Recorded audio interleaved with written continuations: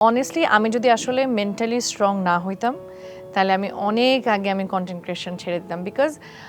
আপনি দেখবেন যে গালিগালাজ করে বিভিন্ন মেয়েকে কন্টেন্ট বানায় তার মধ্যে টপ র্যাঙ্কিংয়ে মনে হয় আমি থাকি আমি বা কয়েকজন থাকে কেন আমি থাকি এটা বলি এখন আমার সাথে আমার যে জিনিসটা ভালো লাগে আমার সাথে কেউ পার্সোনালি মিশলে দে ডোন্ট হেট মি কারণ আমি আসলে কমপ্লিকেটেড না আমি আসলে খুবই সিম্পল স্ট্রেট ফরওয়ার্ড আমি কমপ্লিকেটেড না কিন্তু কেন আমাকে হেট করে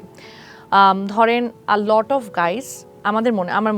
দেশের অনেক ছেলে অনেক ইনসিকিউর থাকে ধরেন আমি লাফাচ্ছি কেন আমি জোরে কথা বলতেছি কেন আমি এই কেন সো তারা হয়তো বা তাদের যে জায়গা থেকে বড় হয়ে আসছে তারা সারাউন্ডিংস বা আপব্রিঙ্গিংয়ে তারা কোনো মেয়েকে একা ঘুরতে যেতে দেখে না তারা কোনো মেয়েকে এত ইন্ডিপেন্ডেন্ট দেখে না তারা কোনো মেয়েকে মডার্ন কাপড় পরে এরকম নাচা ধাচা করতে দেখে না আমি কিন্তু আমার কাছে মনে হয় আমি এমনও কাপড় পরি না যে আমাকে অশ্লীল লাগে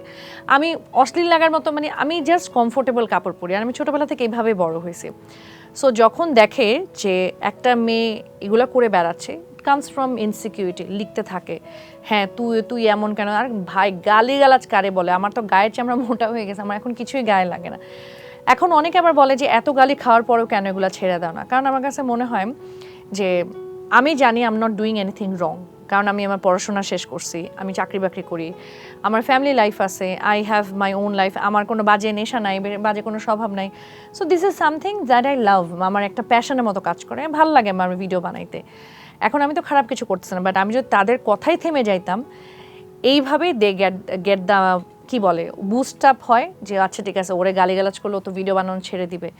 but trust me no one cares about that so আমার কাছে এটা নিয়ে আমি বদার্ড হই না বাট হ্যাঁ মেয়েরা অনেক বুলিড হয় ভাইয়া এটা আমার নিজেরও আমার সবচেয়ে অবাক লাগে জানেন কমেন্ট সেকশনে গেলে আপনি দেখবেন অনেক মেয়েই লিখতেছে আমি একটা মনে শাড়ি পরছি তা আমার স্লিভলেস ব্লাউজ এখন আমার হাতে এমনই আমি স্লিভলেস পরছি আচ্ছা ভালো কথা ওখানে লিখছে এই ধামড়ি শরীর নিয়ে কনফিডেন্স কীভাবে পাইলি এই হাতটা পরা আরে ভাই আমি যদি এই হাতে পড়তে পারি সমস্যাটা কি মানে তারপর আরেকজন লিখছে একটু লজ্জা করেন এটা কী দেখা যাচ্ছে সেইখানে কি দেখা যাচ্ছে ব্লাউজের হাতে এত বড় তাই কোথায় কি দেখা যাচ্ছে আমি সো এই জিনিসগুলো হচ্ছে যে আপনি যাই করেন না কেন if you are a female আপনি ডেফিনেটলি বুলি হওয়ার চান্সেস 80% বেড়ে যায় কিন্তু আমি এই প্রসঙ্গে একটু দ্বিমত পোষণ করতে চাই আমার কাছে মনে হয় যে ছেলেরা বুলি শিকার হয় কিন্তু যেখানে ব্যাপারটা হয় কি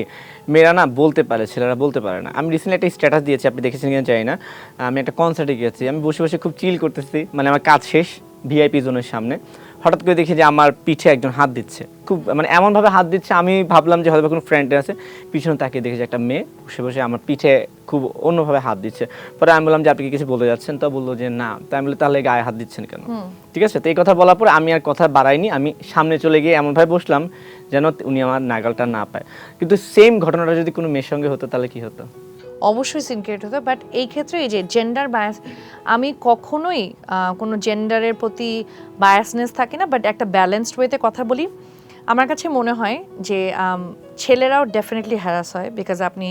অনেক মাদ্রাসার ঘটনা দেখবেন অনেক ছেলে মানে আমরা ছোট থেকে জেনে আসতাম যে মেয়েরা সেক্সুয়ালি হ্যারাসড হয় বাট রিসেন্ট টাইমে আপনি দেখবেন যে ছেলে মেয়ে বোথ সেক্সুয়ালি হ্যারাসড হয় বাট মেয়েদেরটাই বেশি ফোকাসড হয়ে আসে ছেলেরা কেন বলে না এখন আমাদের ছোটোবেলা থেকে ছেলেদেরকে এইভাবেই বড় করা হয় you can not be vulnerable তুমি ভালনারেবল মানে হচ্ছে তুমি তোমার উইক সাইড দেখাইলে মানেই তুমি দুর্বল হয়ে গেলা তারপর ছেলেদেরকে কিছু হলে কোনো ছেলে যদি একটু ইমোশনাল হয় ওকে এইভাবে বলা হয় যে তুমি মেয়েদের মতো কেন অ্যাজ ইফ মেয়ে হওয়া খারাপ জিনিস ভাই মেয়েদের যেই পরিমাণে পেইন টলারেন্স থাকে রেজিলিয়েন্স থাকে এটা অনেকের থাকে না সো আমার কাছে মনে হয় ছেলেদেরকে আমরা যখন বড় করি তখনই আমরা এইভাবেই বলি যে তুমি তো ছেলে তুমি এটা করবা না ওইটা করবা না তুমি তো এটা বাট আমার মনে হয় এটা হওয়া উচিত না যেহেতু আমাদের যুগের মেয়েরা আমরা এখন মা হচ্ছি আপনারা বাবা হচ্ছেন সো আমাদের উচিত আসলে আমাদের সন্তানকে এটাই বোঝানো ছেলে মেয়ে ব্যাপার না ভাই ইফ ইউ ফিল আনকমফোর্টেবল তোমার এটা নিয়ে কথা বলা উচিত if you are not happy with something you should talk about it so আমার মনে এই জিনিসটা আমাদেরকেই বোঝানো উচিত বাট আসলে আমাদের সোসাইটি আমাদেরকে শেখায় যে ছেলে হইলে no matter what happen to you তোমাকে চুপ থাকতে হবে